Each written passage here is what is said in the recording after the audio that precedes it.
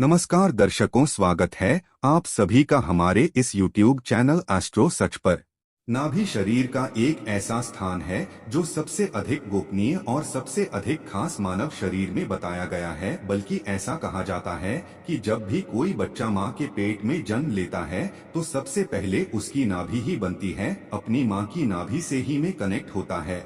और अगर वे नाभि से कनेक्ट ना हो तो उस बच्चे का विकास ही नहीं हो पाता है। तो अब आप यह देखें कि बचपन से ही नाभि कितनी ज्यादा महत्वपूर्ण होती है।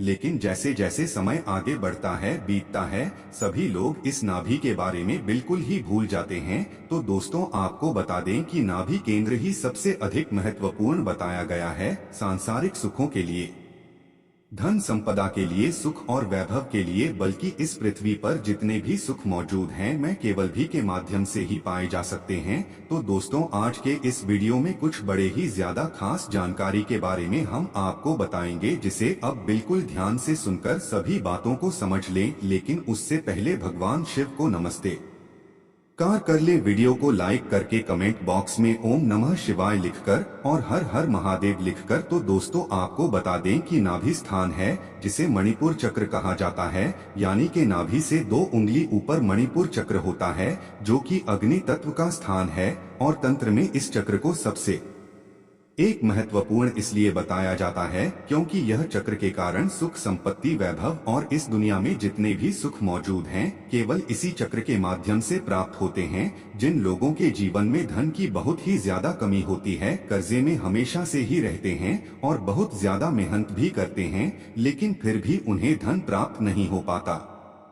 है, तो यह संकेत करता है कि उनकी नाभि बिल्कुल भी जागृत नहीं है। तो ऐसे में अगर नाभि को जागृत किया जाए, नाभि से जुड़े हुए प्रयोग किए जाएं, तो इससे नाभि प्रभाव में आ जाती है और जीवन में सुख संपत्ति की प्राप्ति होने लग जाती है। बहुत सारे लोगों के जीवन में ऐसे हालात होते हैं कि उनकी शादी जल्दी नहीं हो पाती है, शादी होगी जाती है तब भी उन्हें कुछ प्राप्त नहीं हो पाता है। यानी कि आपस में इतनी ज्यादा लड़ाई झगड़े होते हैं कि काफी लोग तो बस शादी के बाद ये सोचते हैं कि सबसे बड़ी गलती तो यही करती है। इसीलिए यही वजह है कि आजकल बहुत कम लोग ही शादी करने को राजी होते हैं। तो दोस्तों, आपको बता दें कि केवल नाभि के माध्यम से ही जीवन में प्यार की, सुख की प्राप्ति भी की जा सकती है।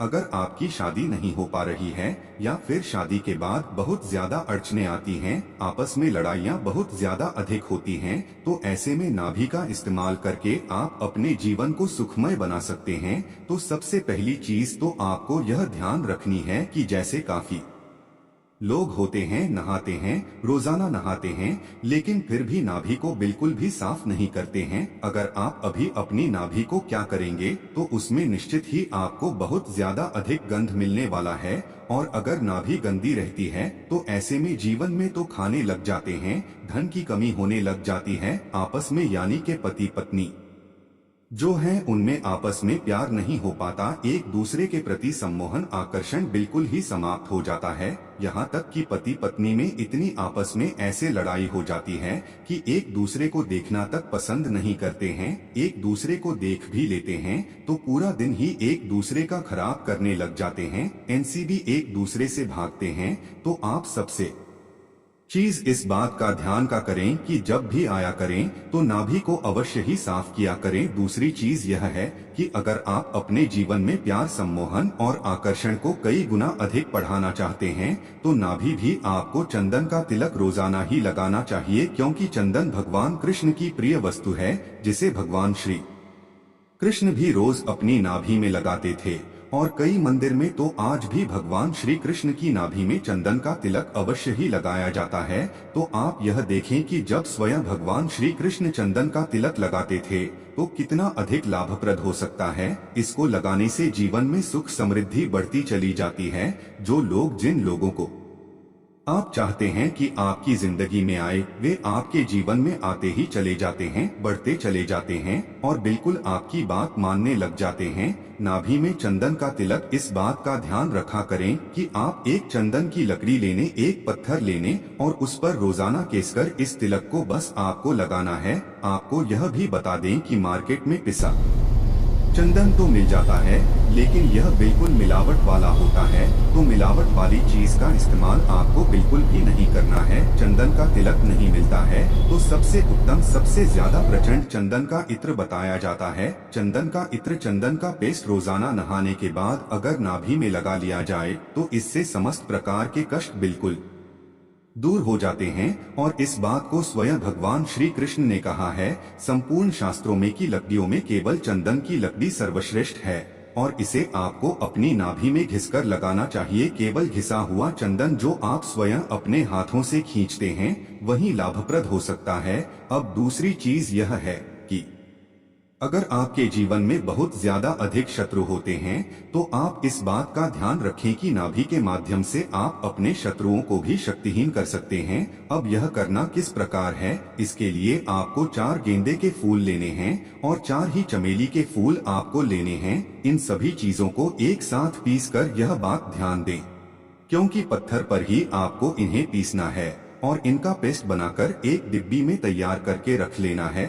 बस रोजाना इस पेस्ट को आप अपनी नाभि पर लगाकर हलीम बीज मंत्र का आधे घंटे जाप करें और उसी दिन से आप देखेंगे कि शत्रु आपके कदमों में होगा, बिल्कुल भी आपका कुछ बिगाड़ नहीं पाएगा। चाहे कितना भी शक्तिशाली शत्रु हो लेकिन आपके सामने हाथ जोड़े व खड़ा होगा। जो लोग बगलामुखी साधना करते हैं वे इस प्रयोग का इस्तेमाल करके अपने बड़े से बड़े शत्रु को भी नीचे गिरा देते हैं। यह बगलामुखी साधना का एक प्रचंड प्रयोग है। बगलामुखी साधना किस प्रकार करते हैं, किस प्रकार नियम है कि आने वाले वीडियो में हम आपको बताएंगे, क्योंकि हम अपने चैनल में हमेशा खास चीजें आपको बताते हैं, खास चीजें आप करने के आते हैं। तो इसी बीच चैनल को सब्सक्राइब करके रखा करें जिससे जब बीमाकृत वीडियो नाते की बुढ़िया बिल्कुल भी मिस ना हुआ करें। तो दोस्तों, अगर आप बगलामुखी साधना नहीं भी करते हैं तब भी इस प्रयोग को करके आप लाभ उठा सकते हैं। लेकिन ऐसा कहा जाता है इस प्रयोग के साथ बगलामुखी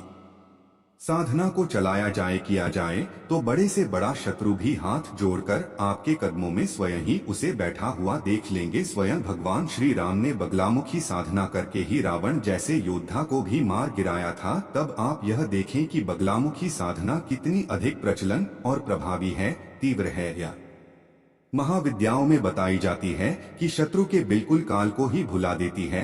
अब दोस्तों, काफी लोग ऐसे होते हैं जिनको बहुत ज्यादा अधिक गुस्सा आता है। इतनी तीव्रता उनमें आ जाती है कि अपना ही खून कई गुना अधिक फोटो लेते हैं। तो यह बात आप ध्यान रखें कि जिन लोगों को गुस्सा अधिक आता है उनकी बुद्धि केवल 10% ही कार्य करती है और वे हमेशा ही चिंता में, तनाव में, घबराहट में ही डूबे रहते हैं। उन्हें बिल्कुल भी सुखों की प्राप्ति नहीं हो पाती है। अगर उन्हें इस संसार के संपूर्ण सुख भी उनके कदमों में रख दिया जाए तब भी वह गुस्सा करेंगे और उत्सुकता कोई भी मजा नहीं ले पाएंगे, क्योंकि जो क्रोधी व्यक्ति है जिसमें अधिक एकदम से ही जो छठ जाता है वे अपने सुख को स्वयं ही क्रोध में बदल लेता है। तो आप इस बात का ध्यान रखें कि अगर आपको क्रोध की समस्या है तो आप अपनी नाभि में शहद लगाना शुरू कर दें। इससे बड़ी आसानी से आप अपने क्रोध पर काबू पा सकेंगे और जब चाहे जैसे अभी अगर आपको कोई कुछ बोलता है, बहुत अधिक क्रोध आ जाता है तो तब आप बड़ी आसानी से अपने क्रोध को अपने वश में कर पाएंगे। और इस बात के बारे में तो स्वयं भगवान श्री कृष्ण ने कहा है कि जो व्यक्ति अपने क्रोध पर विजय पा लेता है, क्रोध को जीत लेता है, वही इस सृष्टि को जीतता है। जिस प्रकार भगवान श्री कृष्ण ने अपने क्रोध को जीतकर इस संपूर्ण सृष्टि को ही जीत लिया था, उसी प्रकार आप भी संपूर्ण सृष्टि को जी सकते हैं। क्योंकि खुद भगवान श्री कृष्ण भी अपनी नाभि पर शहद भी लगाते थे और केवल भगवान श्री कृष्ण की ही कृपा से नाभि विज्ञान, नाभि के इन अद्भुत चमत्कार के बारे में इस रिश्ते को पता लग पाया।